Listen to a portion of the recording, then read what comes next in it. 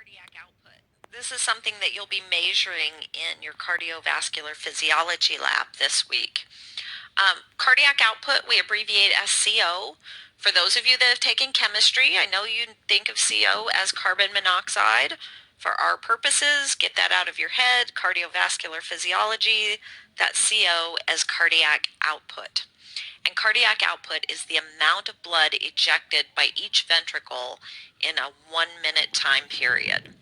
So cardiac output equals our heart rate times stroke volume. And this is a really important equation that you need to know.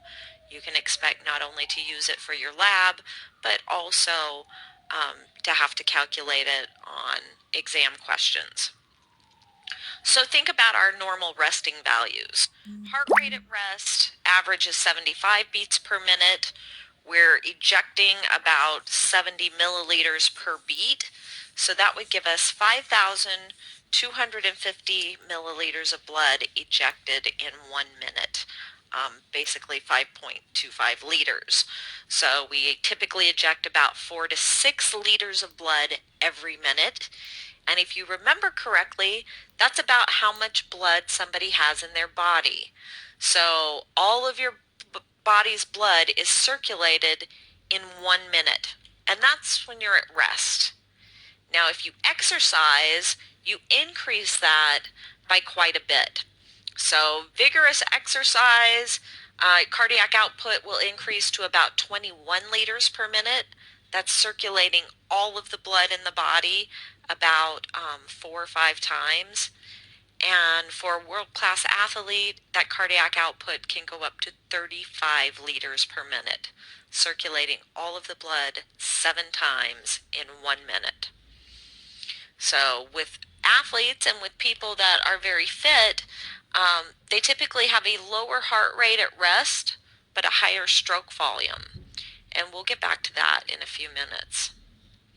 So the cardiac reserve is the difference between the cardiac output at its maximum during exercise and what the cardiac output is when somebody is at rest. And the bigger the difference between the two, the more fit a person is. If somebody has heart disease, they might have little or no cardiac reserve.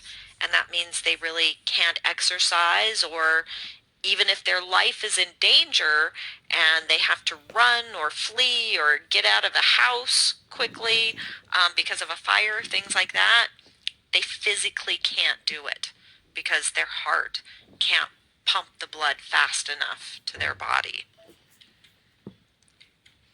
So heart rate is measured from your pulse, and infants have a heart rate of about 120 beats per minute, or even sometimes a little bit higher. Young adult females, the average is between 72 and 80 beats per minute, and young adult males, the average is 64 to 72 beats per minute. As we get older, our heart rate starts to rise again. If somebody is tachycardic, or they're displaying tachycardia, that means they have a persistent resting adult heart rate that's over 100 beats per minute. So remember, normal is around 75. This can be because of stress, anxiety, drugs, both illegal and prescription drugs. Heart disease can increase heart rate, and an increased body temperature. Increased body temperature because of fever or because of hormones, that can cause somebody to be tachycardic. Bradycardia is a low resting heart rate. That's a heart rate below 60 beats per minute. We all become bradycardic when we sleep. Also, endurance-trained athletes might have this low heart rate. They can have a lower heart rate because their myocardium is more conditioned and their stroke volume is higher. So even though their heart rate is decreased, they still maintain good cardiac output because the stroke volume is more. Chronotropic effects. These are effects of things on the heart rate. And positive chronotropic agents raise the heart rate. Negative chronotropic agents are going to lower the heart rate. We have a cardiac center in the medulla oblongata of our brain stem, and it's an autonomic control system. They have, you don't have any real power over this. You can't control it. And there's two pools there. There's a cardio-acceleratory center that's part of our sympathetic nervous system, and cardio-inhibitory center that's part of our parasympathetic nervous system. So let's talk first about our cardio-acceleratory center. It stimulates sympathetic nerves to the sinoatrial node, the AV node, and the myocardium of the heart. These nerves are going to secrete norepinephrine. And when norepinephrine is released onto the cardiac muscle, it's going to bind to beta-adrenergic receptors and have a positive chronotropic effect. It's going to increase heart rate. Cardiac output typically peaks around a heart rate of between 160 to 180 beats per minute. If you do aerobic exercise, when you're exercising, you've got that target zone that you're trying to get to between about 160 and 180 beats per minute. Our sympathetic nervous system can actually drive this heart rate up to as high as 230 beats per minute. Can't go any higher than that because there is a refractory period of our sinoatrial node. So that node cannot depolarize and send out another signal any faster than 230 beats per minute. Even if we get the heart rate up that high, though, you don't increase cardiac output, because when your heart is contracting that rapidly, you don't end up filling properly in between heartbeats, so your stroke volume actually decreases. So as stroke volume decreases more and more, that can actually lower the cardiac output. Parasympathetic nervous system has our cardio-inhibitory center, and this stimulates our vagus nerves. Remember those very important parasympathetic vagus nerves.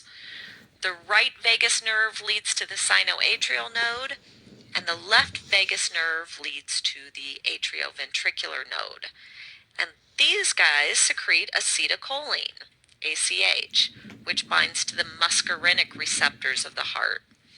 When acetylcholine binds, it opens up the potassium channels in these nodal cells, and they become hyperpolarized. So more potassium leaves the cells, the membrane actually gets more and more negative, and then it's harder to stimulate.